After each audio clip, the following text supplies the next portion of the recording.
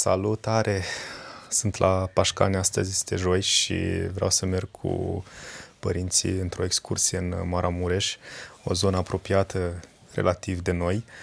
Și ei își doreau și eu îmi doream să ajungem în Maramureș de mult, pentru că nu mai văzusem zona asta niciodată. Am auzisem că este foarte frumoasă și văzusem niște imagini spectaculoase din acea zonă și astăzi plecăm într-o excursie de 3 zile prin regiunea asta interesantă a României.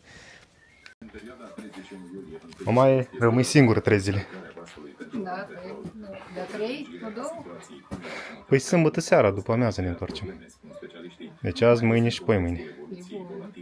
Să fii urât? Nu? Nu să fii urât. Bine, ai grijă de gospodărie, nu? Am grijă de pe. Bine. Stai fără grijă. Da. Și mama e după aici. Ce faceți? Cum sunteți? Sunteți nerăbdători să... Da. Mulțumim. Așteptăm de mult traseu. Da, știu că vă doreați de mult. Știu că vă doreați de câțiva ani să mergem acolo. Păi și eu îmi doream de mult să merg, sincer. Sănătos. Hai.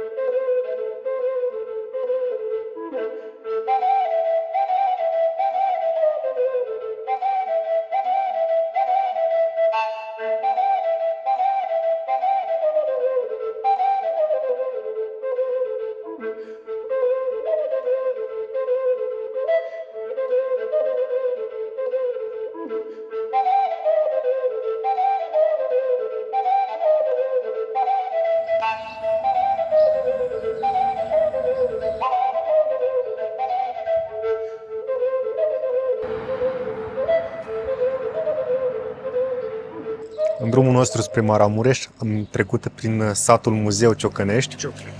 Un sat cu case frumos ornate în stil bucovinean și continuăm spre Maramureș.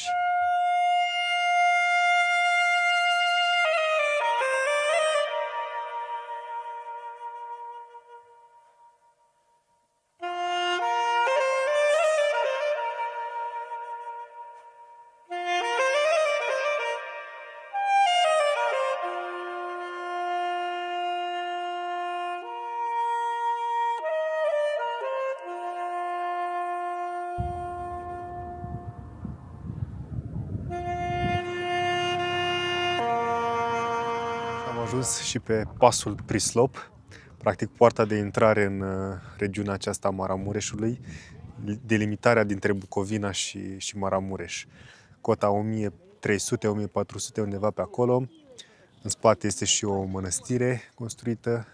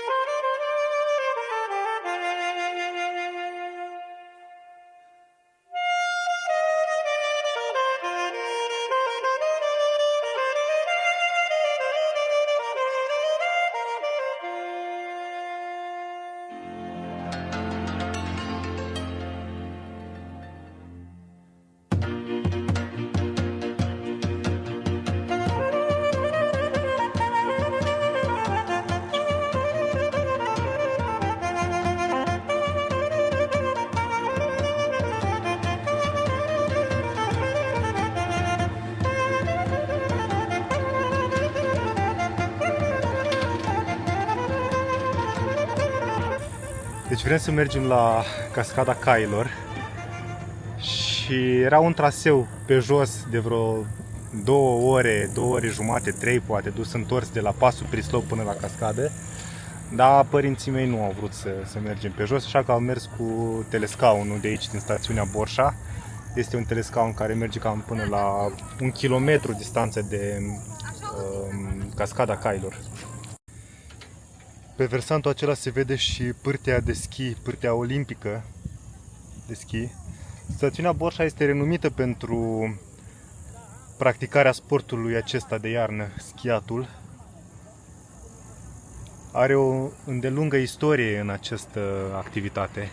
Încă înainte de al doilea război mondial, aici s-a dorit a se construi o stațiune olimpică de schi.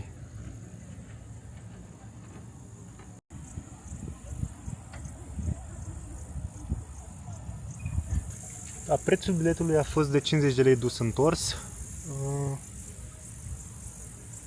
pentru adulți și pentru copii parcă era 35 de lei.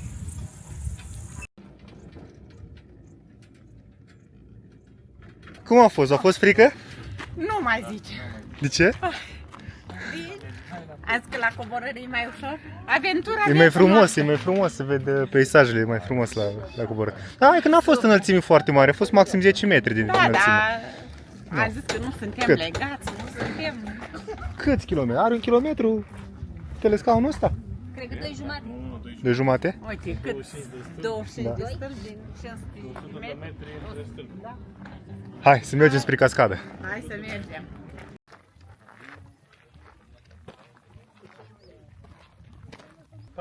Mergem acum pe jos? 1 kilometru. Cum 1 kilometru îl faci 40 minute? Ei, l-am mers ușor așa. Uite, vrei să învăț? Nu vrei? Cam de la coborâre de telescaun mai avem cam 1 kilometru și un pic până la Cascada Cailor. Drumul începe să fie destul de frumos. Mergem așa, mai încet, mai ușor. Așa. Și ajungem la Cascada Cailor, să vedem frumusețea aceea naturală. N-am mai fost niciodată la Cascada Cailor. N-am mai fost niciodată în zona asta și chiar sunt foarte Super. fericit că am ajuns cu voi aici.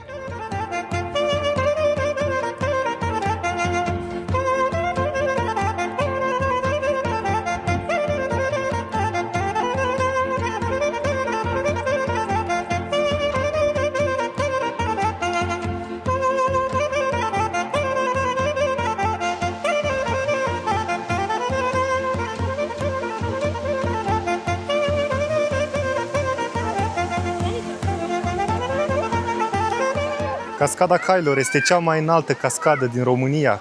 Aceasta cade pe o înălțime cuprinsă între 90 și 100 de metri și se află la altitudine de 1300 de metri. Este o emblemă a regiunii Maramureșului și mă bucur să o văd.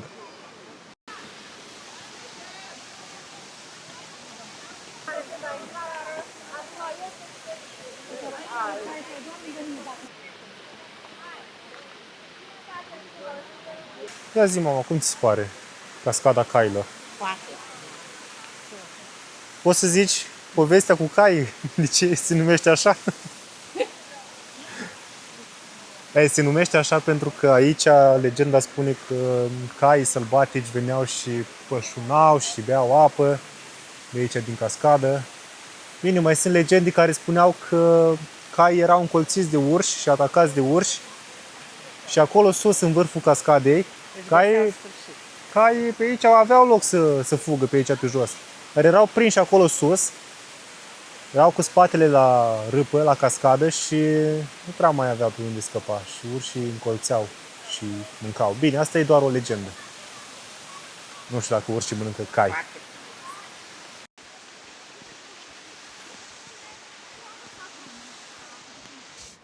Până aici, până la cascadă de la telescaun a fost ușor, în mare parte coborât, dar de aici înapoi avem de urcat bine.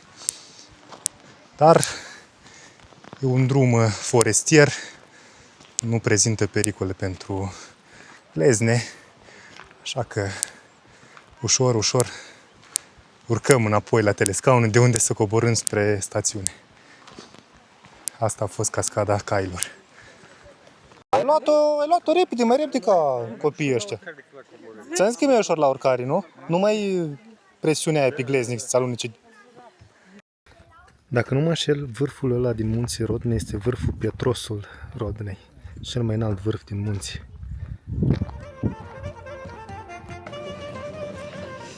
Valea asta, unde se află și stațiunea Borșa, este mărginită de două grupe montane foarte, foarte frumoase. Munții Rodnei în partea stângă și munții Maramureșului în partea dreaptă. E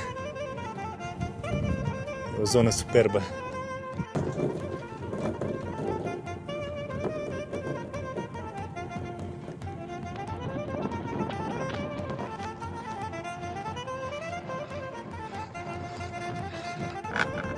Jos se vede stațiunea Borșa, iar orașul Borșa e undeva mai în depărtare. Dar de aici, din stațiunea Borșa, se regăsește și Pârtea de Schi și telescaunul și drumul spre Cascada Cailor. Deci atracția turistică aici este.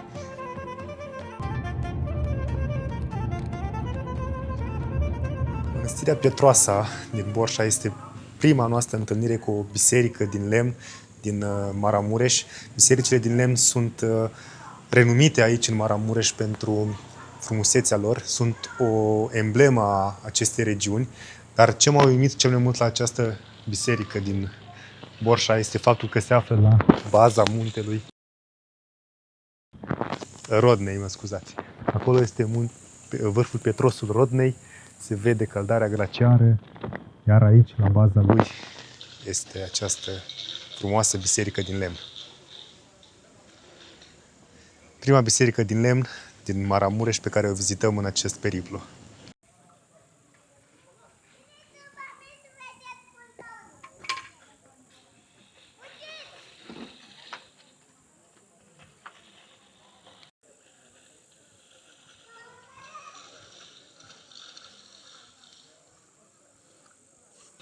Acum biserica este în renovare și din păcate este închisă, nu pot să o vizitez prin interior, dar priviți aceste turnuri foarte înalte, specifice bisericilor din lemn din Maramureș.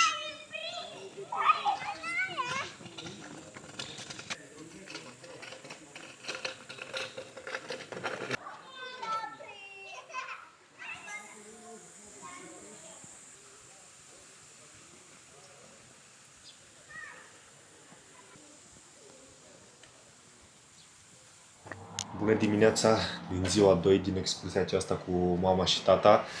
Este vineri, suntem în Vișeu de Sus.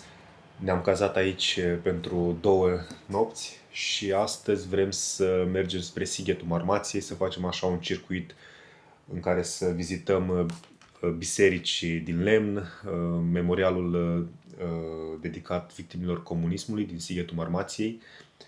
Tatăl meu este puțin nostalgic după comunism și vreau să-l duc neapărat la acest muzeu să vadă ce s-a întâmplat acolo și poate, văzând ororile regimului comunist asupra deținuților politici, poate o să-i mai treacă puțin din nostalgie. Și după vrem să mai vizităm ceva muzee, poate muzeul satului Maramureșan, dar o să vizităm și cimitirul Vese de la Săpânța. Așa este apartamentul în care ne-am cazat în Vișeu de Sus, un apartament de 2 camere, destul de bine echipat, 2 dormitoare, cu bucătărie, foarte, foarte bine echipată. Am avut și aparat de cafea, am făcut o cafea, frigiderul, mi-am putut pune apă rece.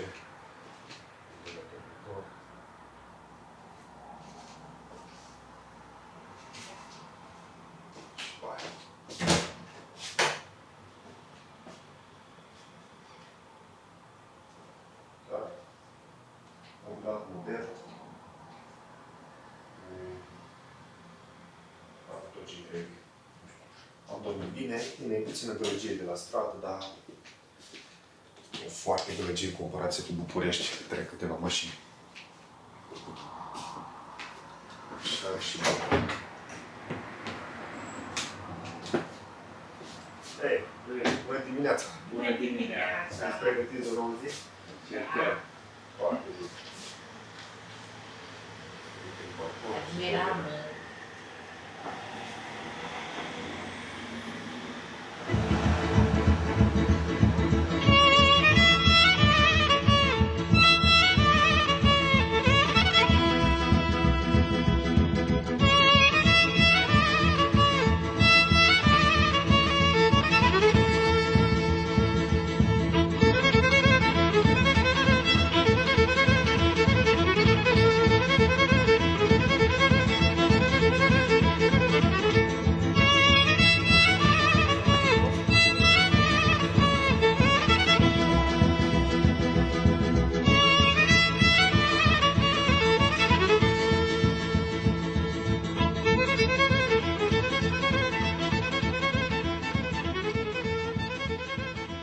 Suntem în Săpânța, la cimitirul Vesel, o altă emblemă a regiunii Maramureș, un cimitir a cărei localnici și-au făcut crucile, iar pe cruci este scrisă povestea lor într-un sens umoristic.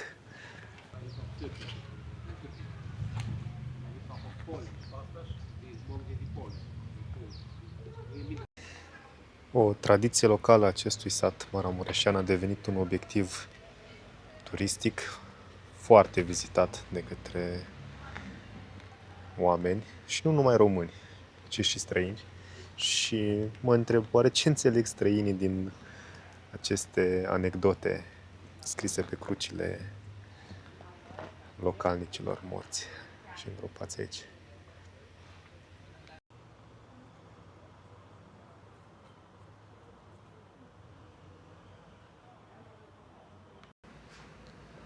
Primari, preoți, oameni obișnuiți, toți își găsesc locul aici, în cimitirul Vesel, iar poveștile lor sunt mărturie a tradițiilor, obiceiurilor, îndeletnicirilor acestui sat.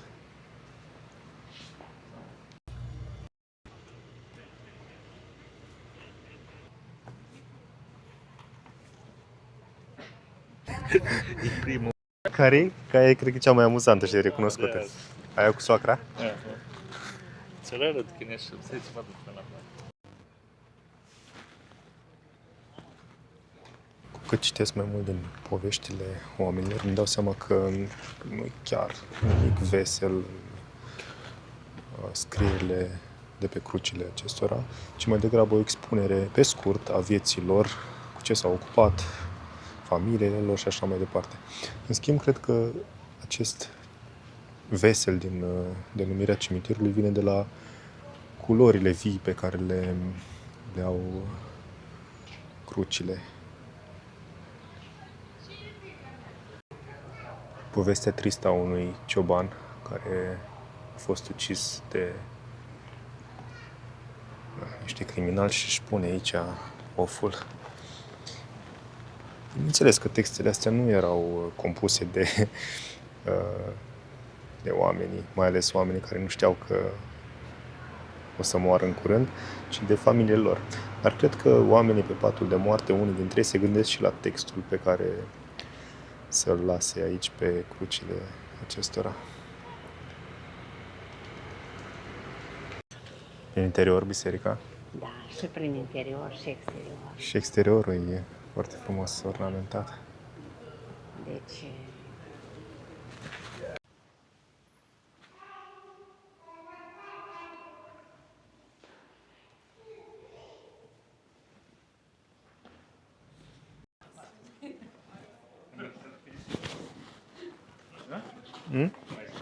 Nu, merge. Sau o înregistrezi și citești de seara în față.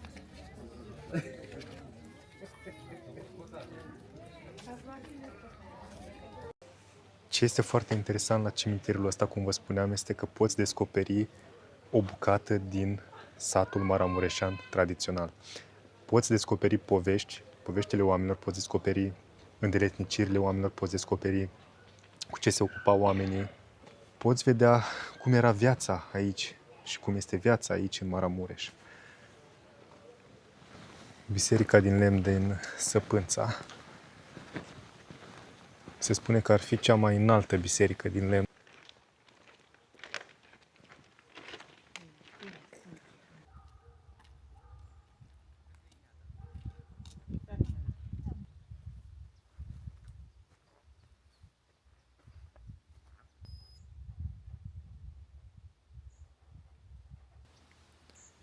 Este cea mai înaltă biserică din lemn, având o înălțime de 78 de metri, iar istoria acestei mănăstiri este una cel puțin interesantă. Nepoții lui Dragoș Vodă, cel care a întemeiat Moldova, au donat acest pământ pentru a construi o mănăstire. Nu este aceasta mănăstire construită de ei, dar pe pământul ăsta a fost mănăstirea nepoților lor, iar cu timpul a fost reconstruită, forma finală fiind aceasta, ctitorită în anul 1997. A fost sediu al Episcopiei Maramureșului.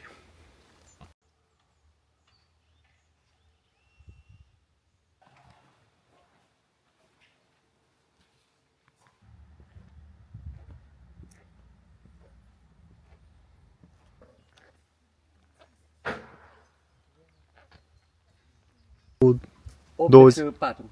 84 de Până metri? Da. Oho! Cu tot cu cruce? Da. Da. Cea mai înaltă pe Europa. Cam cât un bloc cu 20 de etaje minim, nu?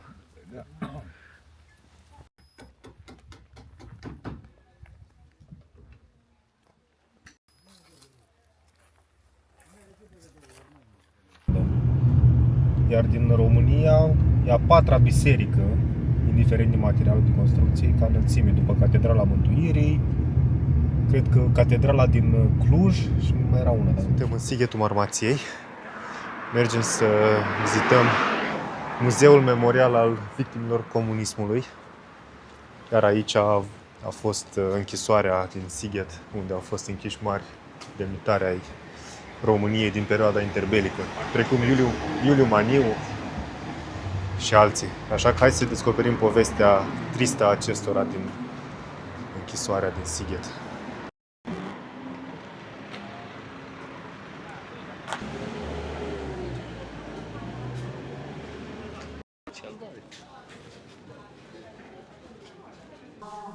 Închisoarea de la Sighet a fost construită în 1897 de autoritățile austro-ungare. Era o închisoare de drept comun, care însă, mai ales în timpul primului și celui de-al doilea război mondial, a fost folosită și pentru încarcerarea deținuților politici. Între mai 1950 și iulie 1955, penitenciarul a devenit unul de maximă securitate, iar sute de demnitari, foști miniștri, profesori, economiști sau politicieni, episcopi sau preoți au fost aduși aici, condamnați la pedepse grele. Deținuții erau ținuți în condiții insalubre, răniți, mizerabili, opriți de a se întinde ziua pe paturile din celulele neîncălzite. În 1975, închisoarea a devenit de drept comun, iar după 2 ani a fost dezafectată, devenind depozit pentru diverse mărfuri, iar cu timpul devenind o ruină.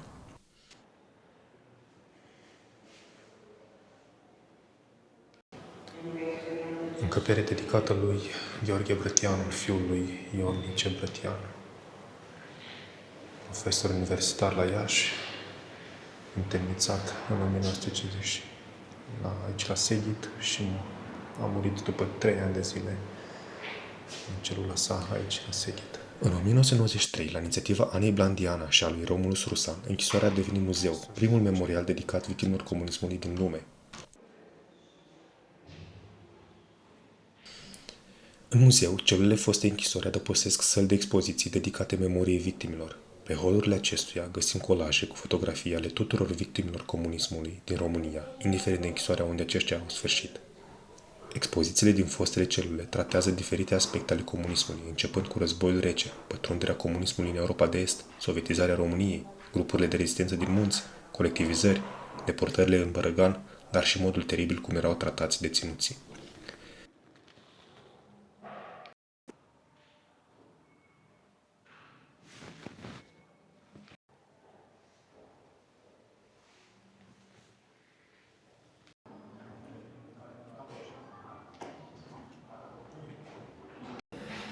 Iată, vitrina clasică cu bibelourile, nu? Peștele. Peștele. Pepsi Cola. Da. Aveați Pepsi Cola? Da.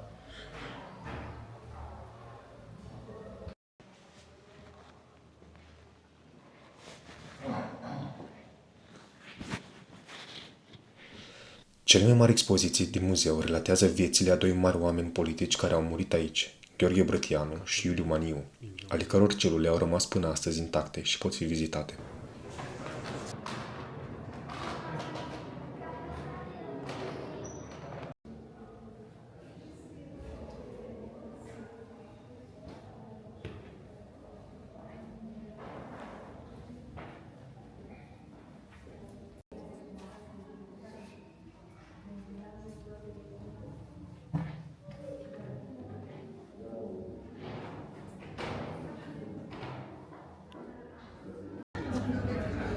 Deci cum ți s-a părut, tata, muzeul? Interesant. Mi s-a părut foarte vast, foarte complet, adică erau foarte multe aspecte ale comunismului, de la rezistență, de la sovietizare, până la revoluții, la tot, închisori, tot. Și foarte crunt ce am văzut acolo, niște aspecte foarte îngrozitoare ale comunismului, pe care nu vrem să le mai repetăm vreodată. În rest, vizitați muzeul. Din punctul meu de vedere, un astfel de muzeu nu ar trebui să aibă o taxă de intrare, oricine ar trebui să fie liber să viziteze așa ceva, ar trebui să fie subvenționat de guvern, dar e 25 de lei biletul de intrare și chiar vă rog să veniți aici pentru a descoperi despre ororile comunismului și a renunța la nostalgia asta de comunism. Hai, frumos.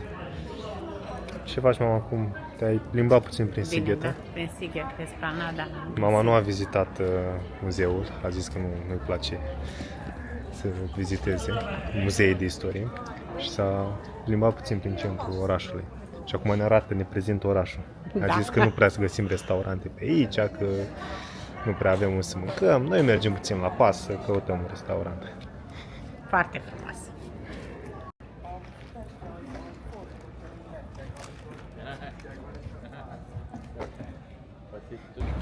Cuiul celebru, unde se agață harta în Sighetul Marmației.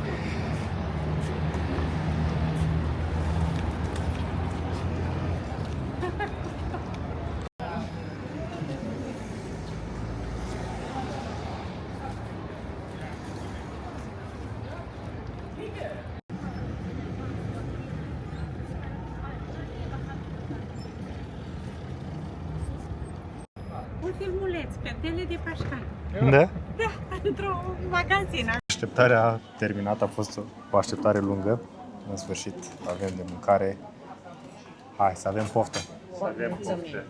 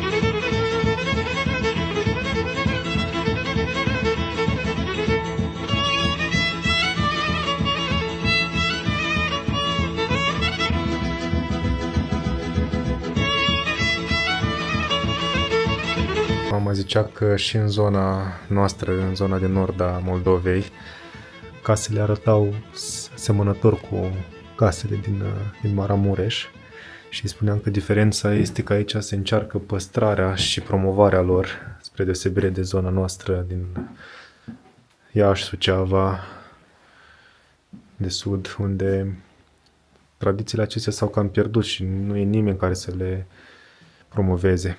Mica mea de la Horn, Cum se numește? Bidar, Că poți să pui oale, ulcele. oale, da. Asta era toată averea lor. Și aici, soba cu plită, cu cuptor. Și aici ai zis că e Și Putina? aici Putina de un propoș. Da, da, da. Am intrat în biserică.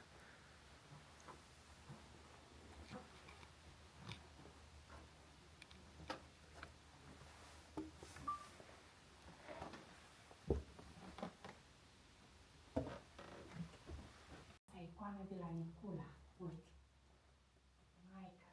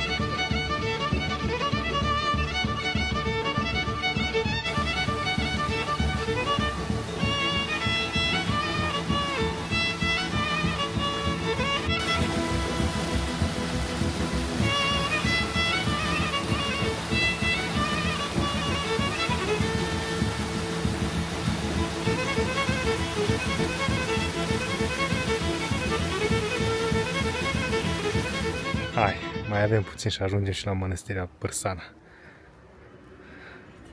Mai puteți? da. N-ați mers în zilele astea când n-ați mers în ultimul an? Exact.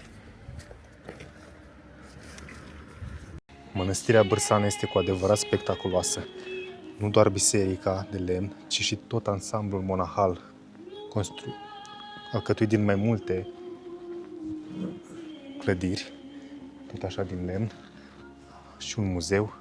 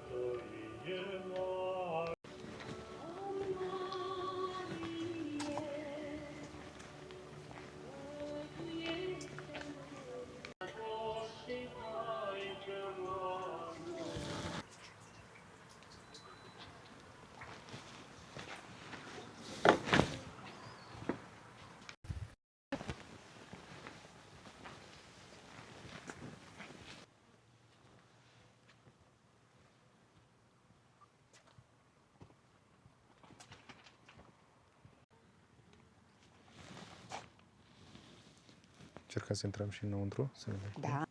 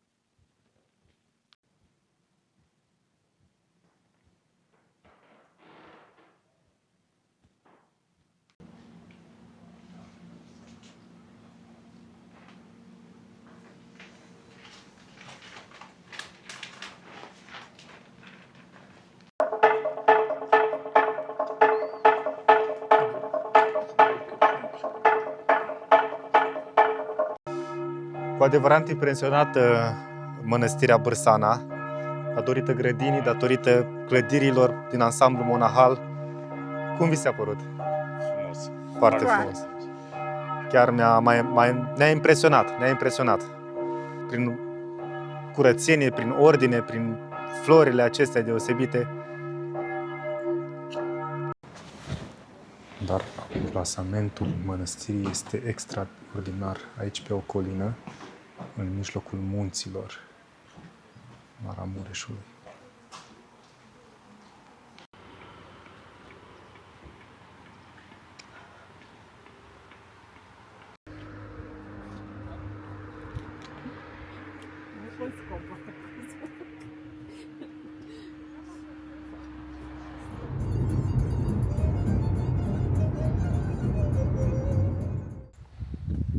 Biserica din lemn, din Eud, din deal. Tot așa o biserică inclusă în patrimoniul UNESCO, datată din secolul XIV.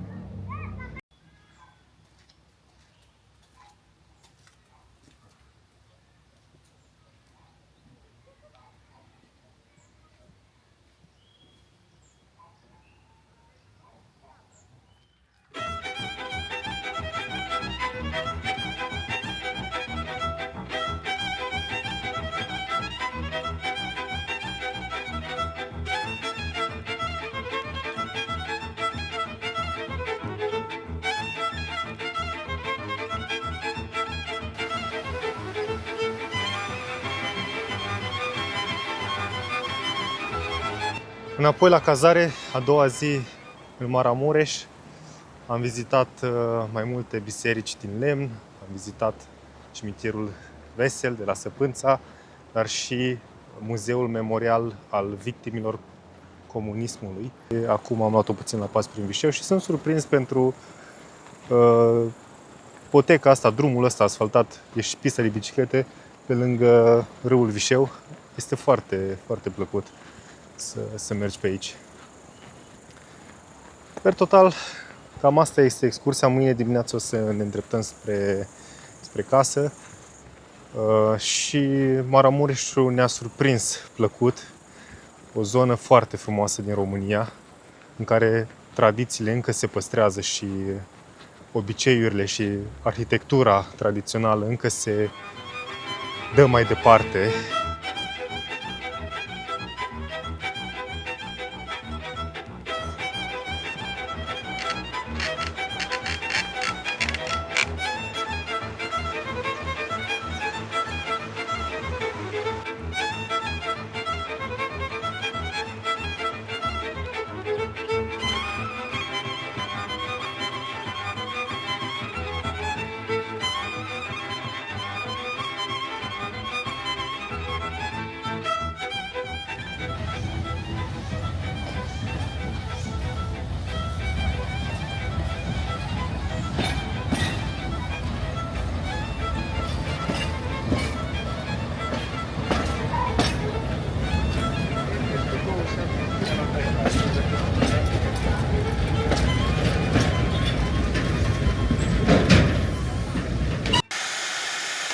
Mocănița din Maramureș, cu plecare de aici, din Vișeu de sus, este una dintre cele mai mari atracții turistice în Maramureș.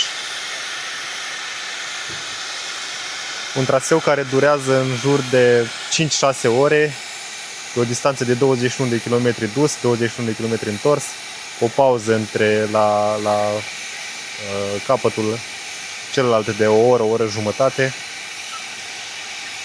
Am vorbit cu mecanicul și mi-a zis că mocănița consumă cam 3 metri cub de lemn, cam tot ce vedeți acolo în locomotivă.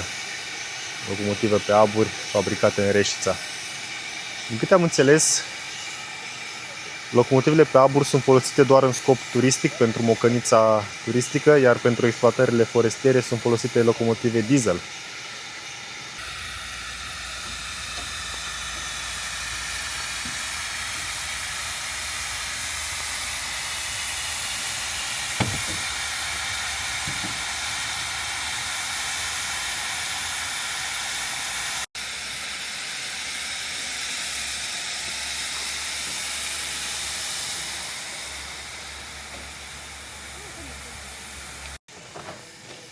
Noi nu o să mergem astăzi cu mocănița, pentru că trebuie să plecăm acasă, dar vă recomand să vă rezervați cam o zi pentru mocăniță, pentru că durează și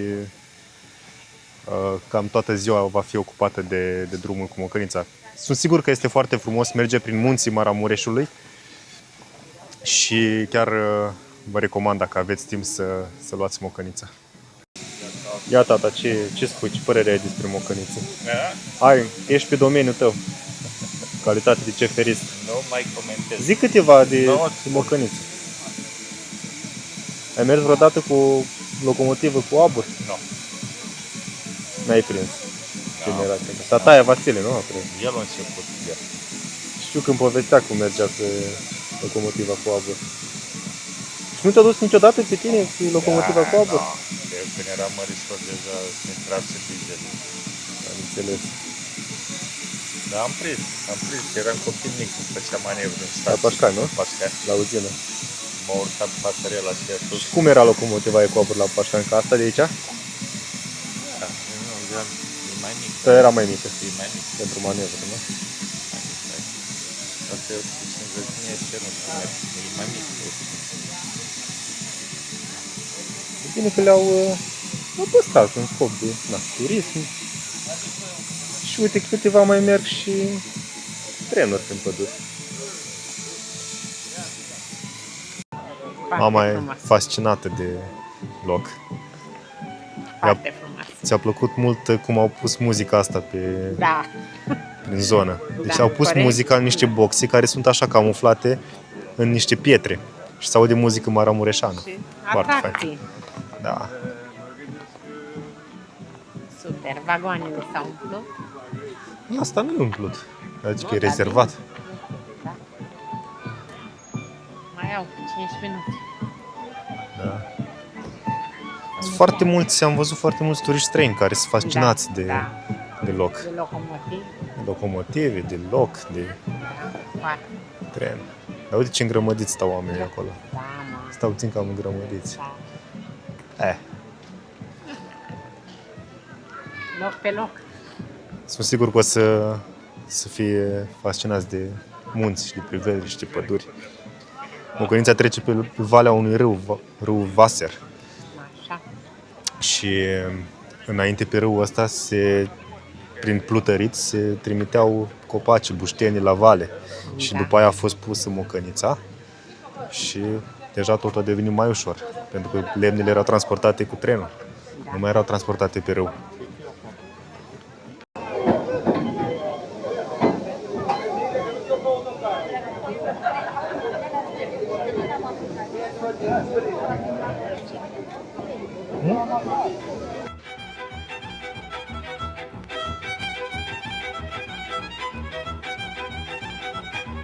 O nouă mocăniță vine la Peru.